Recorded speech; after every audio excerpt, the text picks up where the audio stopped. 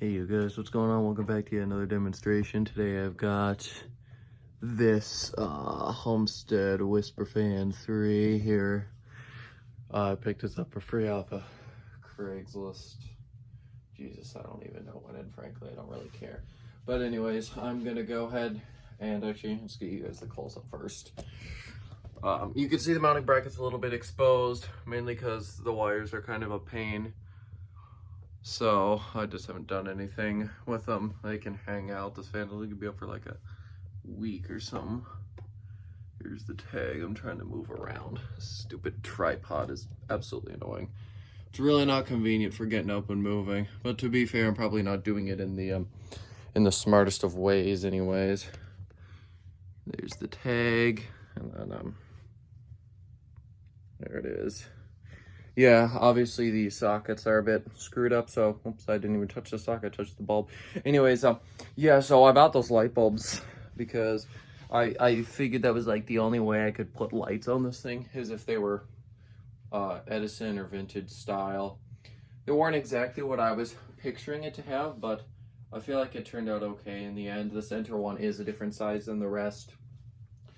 It also does have a miniature seizure whenever you turn it on to the fan and light setting, because the pull chain or something is a little screwed up. It doesn't matter, we're not going to have it running on there. So let me quickly go ahead. So this would normally do the fan only. Here's the light kit. Let me go make sure that the camera's focused now. These lights, oh my god, I'm going to start blinding myself again, aren't I? Yeah, I literally, when I turned this on to test it, my eye literally got blinded. These things are so ridiculously bright. This is where it has a seizure. You'll see I'm just effing around with the pull chain a little bit. Eventually, if you... Yeah, it just has a seizure whenever you do that, so I'm gonna have to work on that. So that's off. Or not. That's... Oh my god.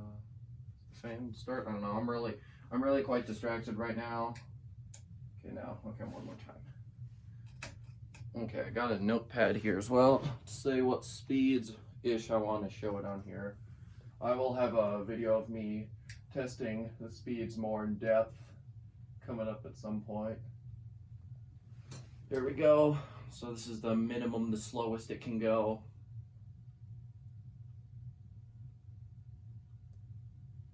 It does use a cardboard box variable speed control, so it is kind of loud.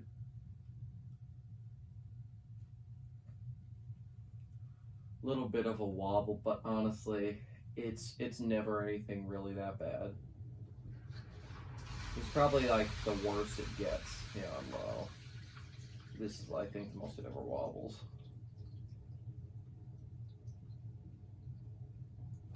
Alright, the metal flywheel and some bearing noise will be evident pretty quick here. Put the speed up to about 11 o'clock. This is sort of like a medium-lowish speed.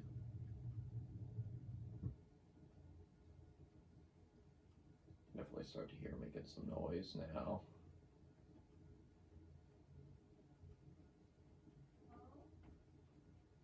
Okay. Let's go ahead.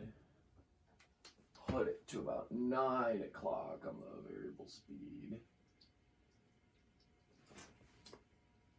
Start to hear some noise from it. It makes noise all the time, even on high speed. This is a very loud variable speed, but it's kind of a valuable fan, so it doesn't really matter. These aren't the most common. The mounting system is designed to sort of be like Casablanca's early system as well. This fan really does put out a good amount of air. I guess I'll go put it up. It is about 6 o'clock there on variable speed. Now you can start to feel some air from it. This fan is quite powerful. It is a really good fan. This is one of Homestead's first ceiling fans. It does have a metal flywheel, so it's definitely an early 1980s one. I don't know when they discontinued it. Don't really know when they introduced it. I think they would have introduced it around 1980. You might be able to hear a little bit of a I don't really know what to call it, but like I guess a little squeal. That's definitely the metal flywheel. Metal flywheels are not the most quiet, but they don't. Okay, I'm not gonna say that. They can break. But there's high, full speed. Definitely a little bit of a difference there. This is one of those fans that really, but I wouldn't mind running on any speed. I wouldn't be too concerned about major wall or anything. Let's go ahead, grab that tripod, get up close.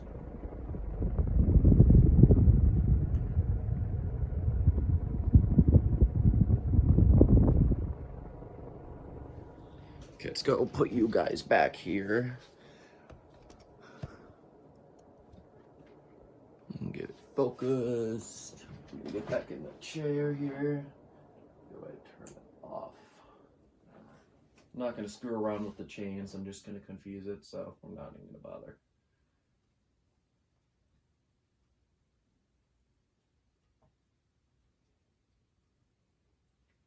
This down rod is original, by the way. I'm sure it's pretty obvious. Yeah, these are such a weird thread size that I couldn't find a shorter one. However, I think it looks kind of good with the long down rod, the small blades and stuff. It's a really cool fan. This used to be installed in a kitchen, I think.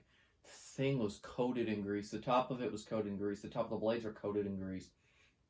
And that's how, if you saw my short about should I unfinish the top of the wood, yeah, there was grease on them, so we wiped them down because they couldn't be stacked on each other without sticking. And the top of the housing was sort of oxidized and greasy as well. I was able to get the grease off, but then there was just a lot of like oxidization and stuff.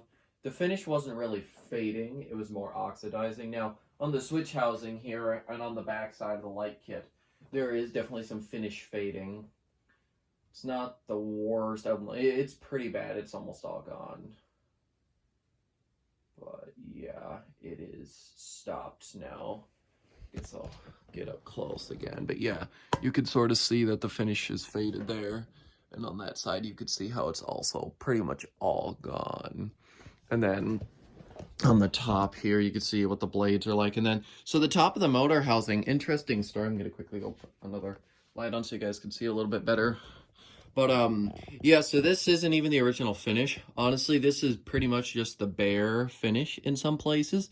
But I was able to get it to match the brass close enough, and I wasn't going to keep screwing with it. It takes a lot of elbow grease to get that crap off.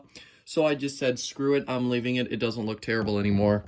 So, yeah, there may be some more developments in the future as far as appearance goes with this fan, but for now, I'm pretty happy with it. This will be definitely one of the first I might actually have to do a bunch of cosmetic stuff with. I'll also mention quickly before I go, that tassel chain is not original. I threw it on because I thought it would bring in the look. But yeah, I want to thank you all so much for watching. Stay tuned. In a few days, I'll probably be uploading a 8-minute video, I think it is, about the same length as this one. And it'll just be me cycling through the speeds a little bit more finally to try to figure out what to do in this video here. So if you're interested, check back in a couple days. I should have it there. Or if you're watching this a little bit after it's come out, go check the channel. I'm sure it's on there somewhere. But anyways, yeah, thank you again for watching, and I will see you later. Goodbye.